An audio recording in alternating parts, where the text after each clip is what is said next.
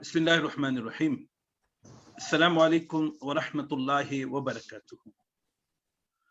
जैसे कि आप जानते हैं कि कुछ अरसे कबल मुफ्ती मोहम्मद अरशद साहब के साथ ईमान टीवी पर आपके सवाल और उनके जवाबात का एक सिलसिला चला था और अल्हम्दुलिल्लाह बड़ी कामयाबी के साथ वो सिलसिला चला था।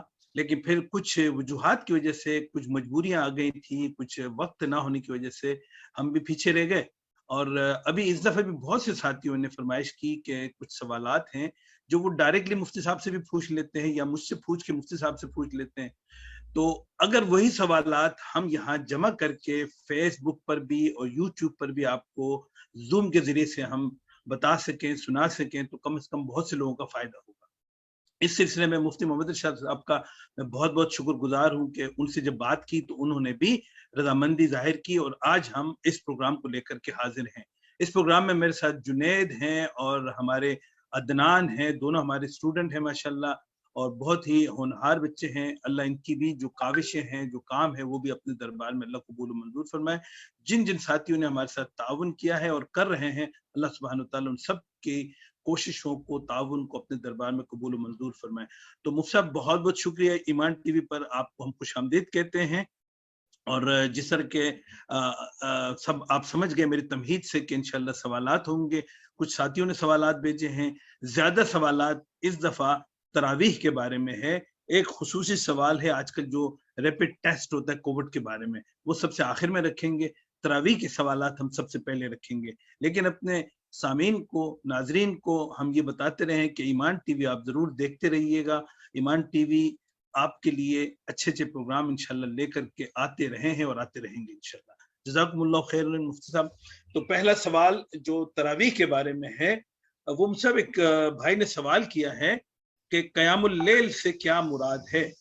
क़यामुल लैल तरावीह को कहेंगे या तहज्जुद की नमाज को? जी मुफ्ती साहब। अस्सलामु अलैकुम रहमतुल्लाहि व बरकातुहू। शुक्रिया सुल्तान भाई और जुनेद और अदनान, माशाल्लाह आपकी कोशिशों से उम्मत के बहुत से हमारे बहनों और भाइयों को इससे फ़ायदा होगा और आपने दीनी मसाइल और दीनी मालूमात के हवाले से ये प्रोग्राम जारी किया। अल्लाह ताला आपकी काविशों को कबूल मंजूर फरमाए। बिस्मिल्लाहिर्रहमानिर्रहीम नहमदुहु व नुसल्ली व नुसल्लिमु अला रसूलिहिल करीम, अम्मा बाद।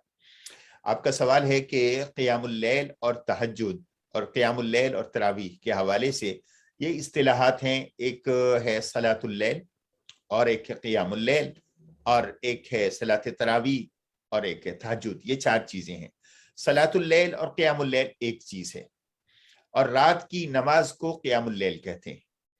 और रात के अंदर जो नमाज पढ़ी जाए वो क़यामुल लैल के जुमरे के अंदर आता है और कुरान करीम में क़यामुल लैल का जिक्र मौजूद है।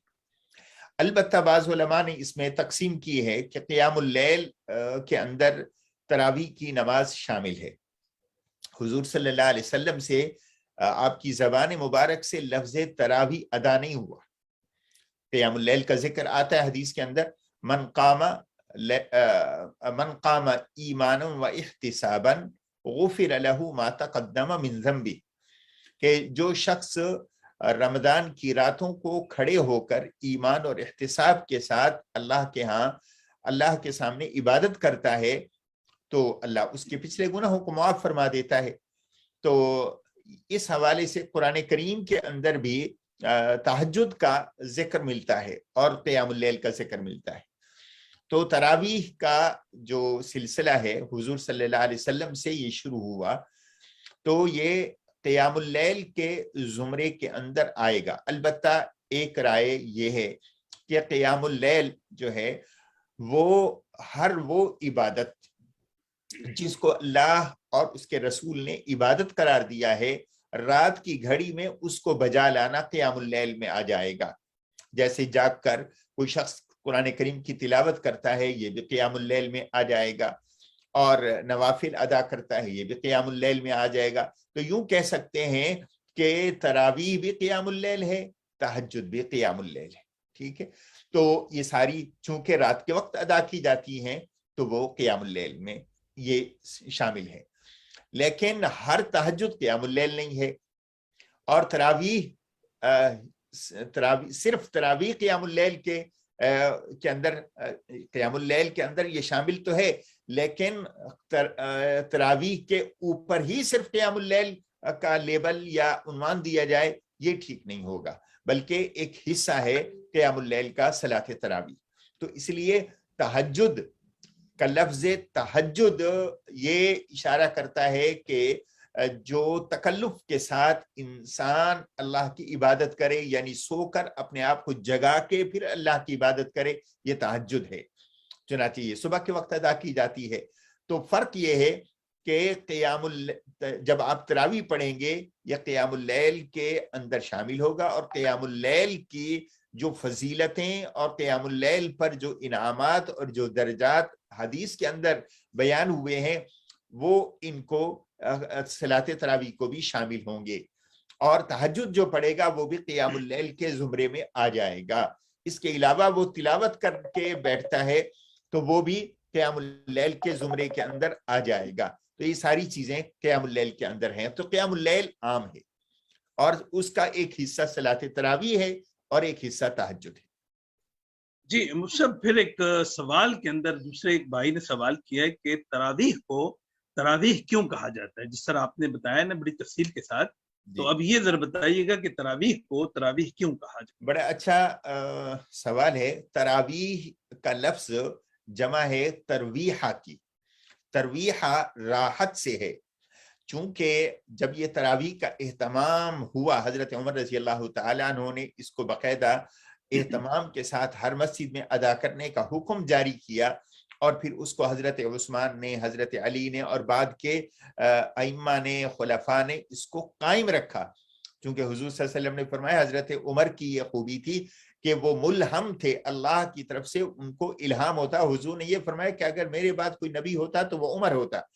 تو حضور صلی اللہ علیہ وسلم کے ساتھ زندگی گزارنے اور آپ کے شب و روز کو دیکھنے اور آپ سے تربیت حاصل کرنے کے بعد جو انہوں نے سمجھا، صحابہ کرام کے سامنے اس کو پیش کیا اور سب نے اس کو قبول کیا، تو تب سے لے کے آج تک حرمین شریفین میں 20 رکعت تراویح ادا کی جا رہی ہے۔ تو ہوتا یوں تھا کہ مکہ مکرمہ میں 8 رکعت یا 4 رکعت کے بعد کچھ دیر آرام کرتے، مدینہ منورہ میں آرام کرتے، کچھ پانی وانی پی لیتے یا ذکر اذکار کر لیتے، اور مکہ مکرمہ میں مسجد حرام میں طواف کر لیتے تھے۔ چنانچہ اس ریسٹ، آرام کرنے کا جو ایک لمحہ آتا ہے، اس کی وجہ سے اس کا نام ترویحہ پڑا اور اس کا مجموعہ تراویح ہوا۔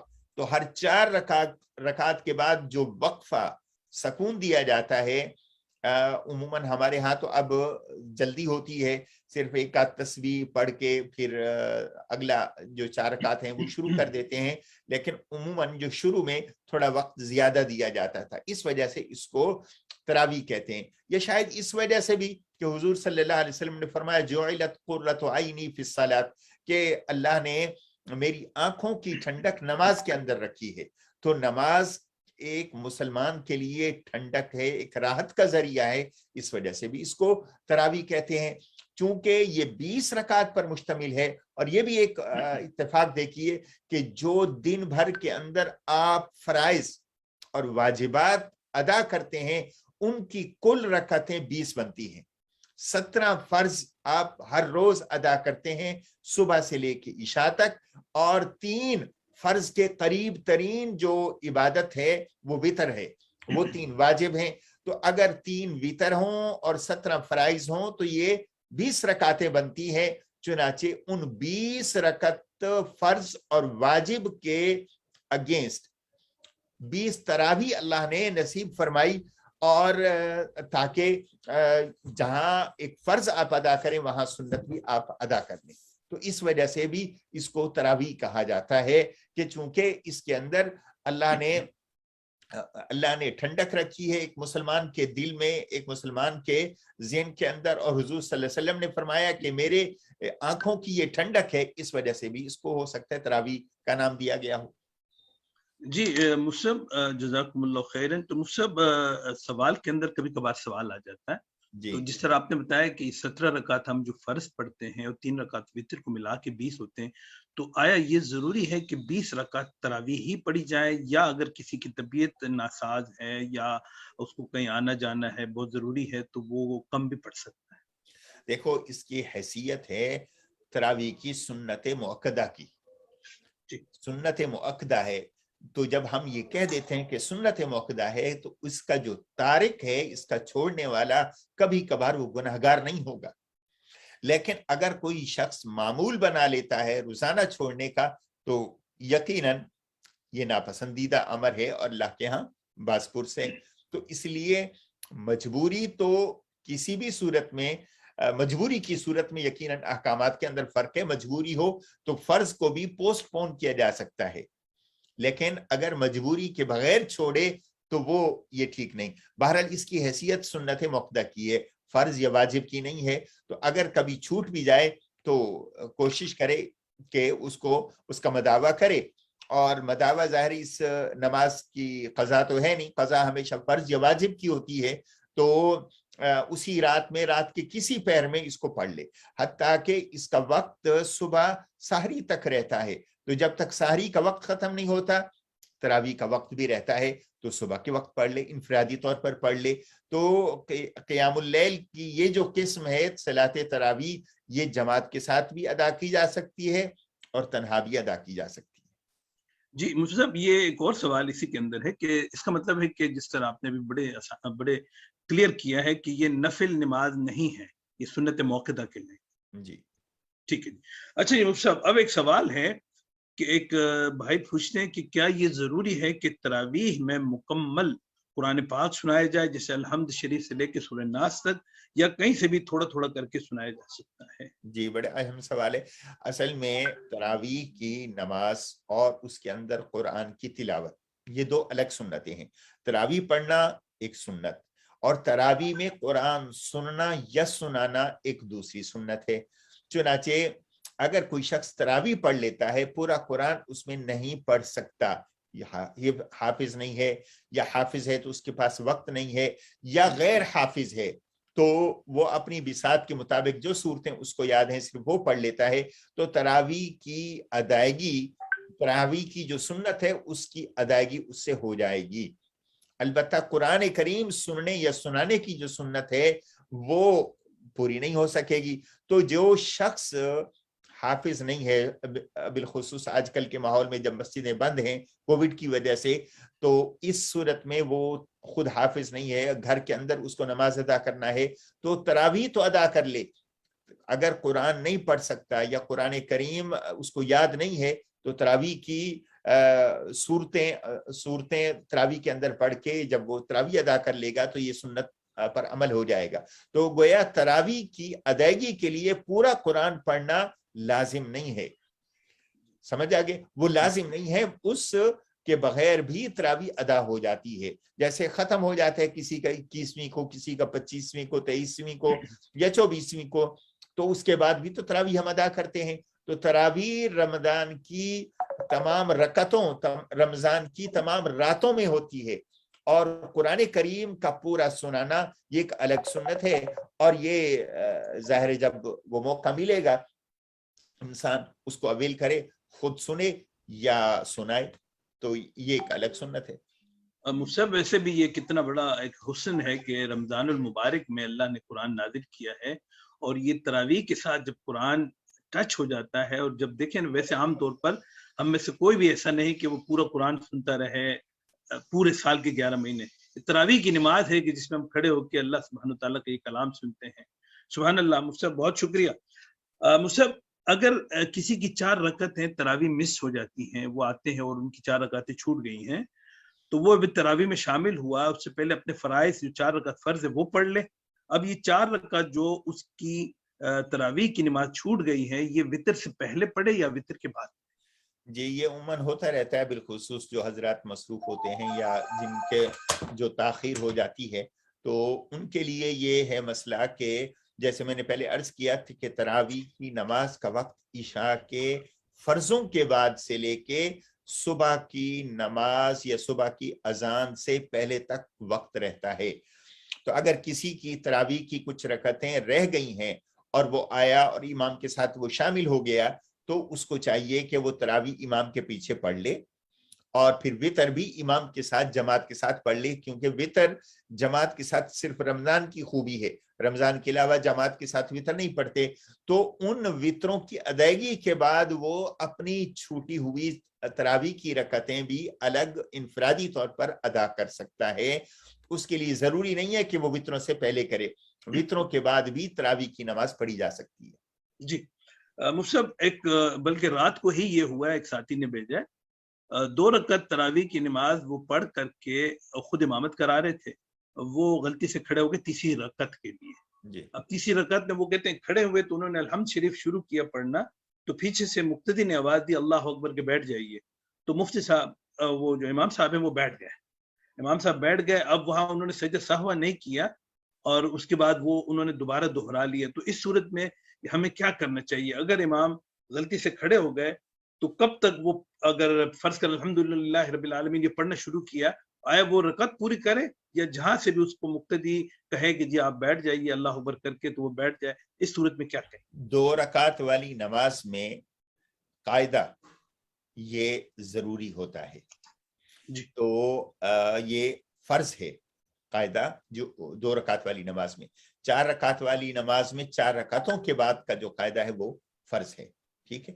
تو یہ فرض اگر کسی کا رہ گیا، مثلا تیسری رکعت میں کھڑا ہو گیا، تو جب بھی اس کو یاد آ جائے سجدے میں جانے سے پہلے، اب جب وہ کھڑا ہو گیا تھا اس نے تلاوت شروع کر دی، ایون وہ تلاوت بھی پوری کر چکا ہوتا رکوع میں جانے سے پہلے یا رکوع میں بھی جا چکا ہوتا، سجدے میں جانے سے پہلے بھی اگر کسی نے انڈیکیٹ کر دیا اللہ اکبر کہہ کے یا سبحان اللہ کہہ کے، تو اس کا فرض تھا کہ وہ بیٹھ جائے اور بیٹھ کے اپنا تحیات پڑھے اور سجدہ سہو کر لے، اس کی تراویح ٹھیک ہو گئی۔ اور اگر سجدہ سہو نہیں کیا تو پھر اس نے دہرا لیا تو ٹھیک کیا، پھر یہ منزل بھی اس کو دہرانا ہوگی جو اس نے اس کے اندر پڑھی تھی، ورنہ اصول یہ ہے کہ جب بھی اس کو یاد آئے یا کوئی یاد کرا دے تو اللہ اکبر یہ سبحان اللہ کہہ کے تو اس کو بیٹھنا چاہیے اور اپنا قاعدہ پورا کرنا چاہیے، اور سجدہ سہو کر لے گا تو نماز ہو جائے گی۔ اچھا مصعب، اگر وہ سجدہ کر گیا تیسری رکعت، جی صورت ہاں، میں اگر بڑا اہم سوال کیا، اگر کسی نے سجدہ کر لیا ٹھیک ہے تیسری رکعت کا، تو اب اس کا یہ فرض بنتا ہے کہ وہ چوتھی رکعت کو ساتھ ملائے، ٹھیک، چوتھی رکعت کو ساتھ ملا کے پھر سجدہ سہو کر کے اپنی نماز کو پورا کرے۔ پھر اس کے اندر 2 رائے ہیں، ایک رائے ہے کہ جو آخری 2 رکعتیں ہوں گی وہ تراویح میں کاؤنٹ ہوں گی، پہلی 2 رکعتیں وہ نفل ہو جائیں گی، تو بہتر ہوگا جو پہلی 2 رکعتوں میں اس نے تلاوت کی ہے وہ تیسری یا چوتھی میں ان کو دہرا دے، تو اس طریقے سے یہ تراویح بھی ہو جائے گی، جی بہت لیکن شکریہ، 2 رکعتیں کاؤنٹ ہوں گی۔